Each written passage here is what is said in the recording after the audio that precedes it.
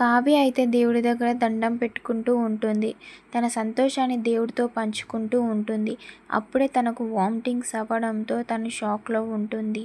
తను pregnancy test చేసుకుంటుంది. తర్వాతకి ప్రెగ్నెన్సీ కన్ఫర్మ్ అవ్వడంతో తను చాలా హ్యాపీగా ఫీల్ అవుతూ ఉంటుంది కావ్య.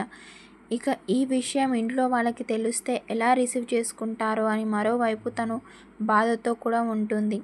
అప్పుడే అక్కడికి వచ్చిన అప్పు ఏమైంది అక్క అని అడుగుతుంది. అడిగినంబటే కావ్య తనని హగ్ చేసుకొని నేను ప్రెగ్నెంట్ అని చెప్తుంది. అప్పుడే అక్కడికి రాజు వస్తాడు. ఇంట్లో వాళ్ళందరి ముందు ప్రపోజ్ చేస్తూ ఉంటాడు కావ్యకి. మీతో కలిసి జీవితాంతం బ్రతకాలి, మీతో కలిసి 7 అడుగులు నడవాలి అని కోరుకుంటున్నాను. మీరు నన్ను పెళ్లి చేసుకుంటారా అని అడుగుతాడు రాజు.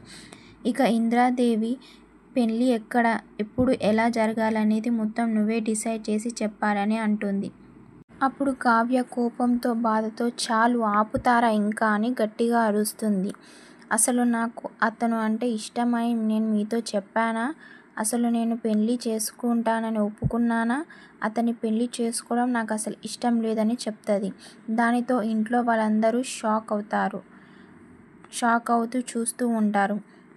సో ఇంకా ఇంతటితో ఈరోజు ఎపిసోడ్ అయితే ఇలా ముగుస్తుంది.